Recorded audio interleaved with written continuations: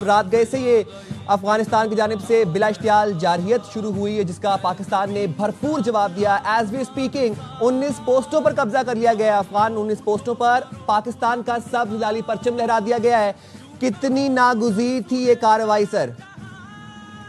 بہت شکریہ جی، میں سمجھتا ہوں دیر آئے درست آئے، اور یہ بہت میں سمجھتا ہوں 45 سال ویٹ کیا ہے پاکستان کی قوم نے،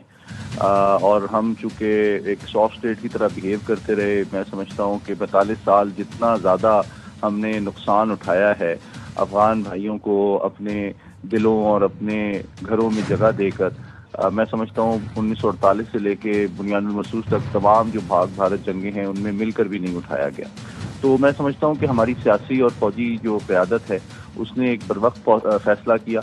کہ اب پاکستان ایک سافٹ اسٹیٹ نہیں رہے گا، اور کسی بھی ملک کو کسی بھی بہانے پاکستان کے خلاف جو ہے کوئی میلی آنکھ اٹھا کر دیکھنے کی اجازت نہیں دی جائے گی۔ اور لیکن مجھے افسوس 3 اعتبار سے ہے کہ افغان حکومت کو جو پچھلے 4 سال میں بڑا سنہری موقع ملا تھا کہ وہ اپنے ملک کو استحکام کی طرف لے کے جاتے، اس خطے کے اندر جو کنیکٹیوٹی کے پروجیکٹس ہیں اس میں ایک ذمہ دار ریاست کے طور پہ شریک ہوتے، اور اپنی لیجیٹیمیسی کا جو کے چیلنجز ہیں اس کو بھی عبور کرتے، لیکن انہوں نے ایک ذمہ دار قوم اور ذمہ دار حکومت ہونے کا ثبوت نہیں دیا، اور اس کے بجائے ابھی جس طرح آپ نے دیکھا کہ ان کے عبوری وزیر خارجہ بھارت کے دورے پہ گئے، اور فوری طور پر کل رات کو تاریکی میں پاکستان کے خلاف اتنے بڑے پیمانے پر فتنۃ الخوارج کی جو تشکیلیں افغان سرزمین سے روانہ کی گئیں، جن کے خلاف یہ کارروائی کی جا رہی ہے، یہ اس بات کا ثبوت ہے کہ بدقسمتی سے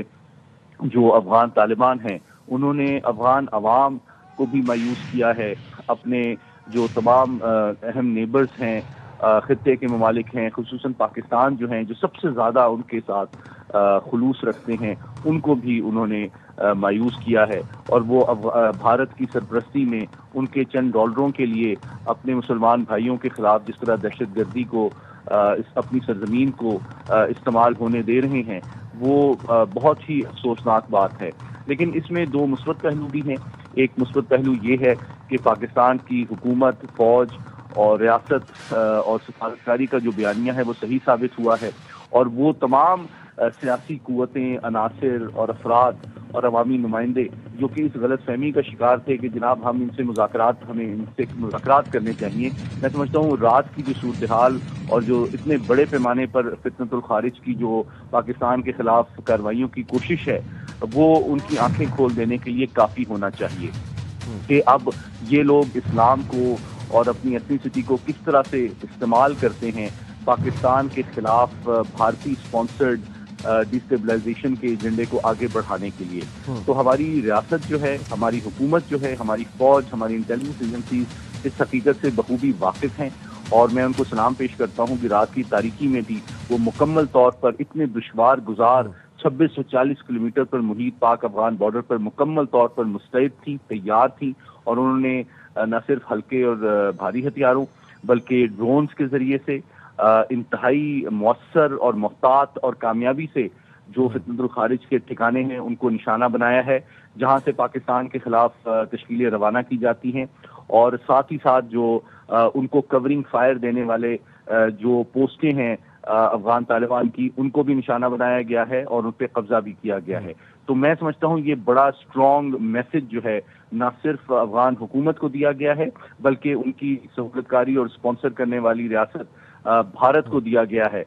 یہ بہت افسوسناک صورتحال ہے، لیکن حیران کن اس لیے نہیں ہے کیونکہ مئی کے مہینے میں جتنی عبرتناک جو شکست پاکستان نے بھارت پر امپوز کی تھی، اس کے بعد یہ اس کی توقع کی جا رہی تھی کہ اب ان کے پائلٹس اور ان کے فوجی اور ان کے نیوی جو ہے وہ پاکستان کے ساتھ آنکھوں میں آنکھیں ڈال کے پنجہ آزمائی کی تو ہمت اور حوصلہ نہیں رکھتے۔ تو یہی توقع بدقسمتی سے تھی کہ وہ دہشت گردی کو استعمال کریں گے پاکستان کو نقصان پہنچانے کے لیے، لیکن میں سلام پیش کرتا ہوں ہماری انٹیلیجنس اداروں کو، ہمارے جری جوانوں کو، ہمارے پائلٹس کو، ہمارے نیول آفیسرز کو کہ وہ ہر پاکستان کے انچ کی مٹی کی کے دفاع کے لیے، ہر پاکستانی کی جان مال و عزت کے لیے ہر وقت تیار ہیں، اور اتنے دشوار گزار راستوں پر جہاں پہ یہ 2640 کلومیٹر کا لمبا بارڈر محیط ہے، वहाँ पर मुकम्मल तौर पर मुस्तैद हैं और हर दहशतगर्दी की कार्रवाई या उसको सपोर्ट और स्पॉन्सर की जाने वाली जो कवरिंग फायर और तश्कील है अफगान तालिबान की, उसको वो जांचते हैं, देखते हैं और बर वक्त और भरपूर अंदाज में नाकाम बनाते हैं।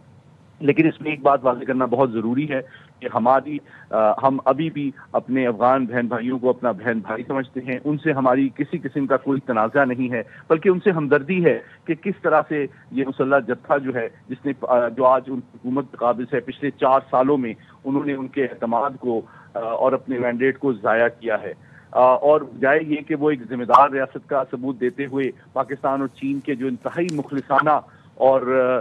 मुनाफे बख्श मंसूबे थे, जिसमें सीपेक को अफगानिस्तान तक एक्सटेंड करना भी शामिल था, जिसमें पाकिस्तान, अफगानिस्तान और उज़्बेकिस्तान को ट्रेन लिंक के जरिए भी मुंसलिक करना शामिल था, उनके ऊपर तवज्जो देने के बजाय अपनी सरजमीन, अपना वक्त, अपनी ताकत जो है वो भारत के चंद डॉलरों के एवज पाकिस्तान की पीठ खंजर घोंपने के लिए इस्तेमाल होने दे रहे हैं। तो ये बहुत अफसोसनाक बात है कि पिछले 4 साल में उन्होंने अभी तक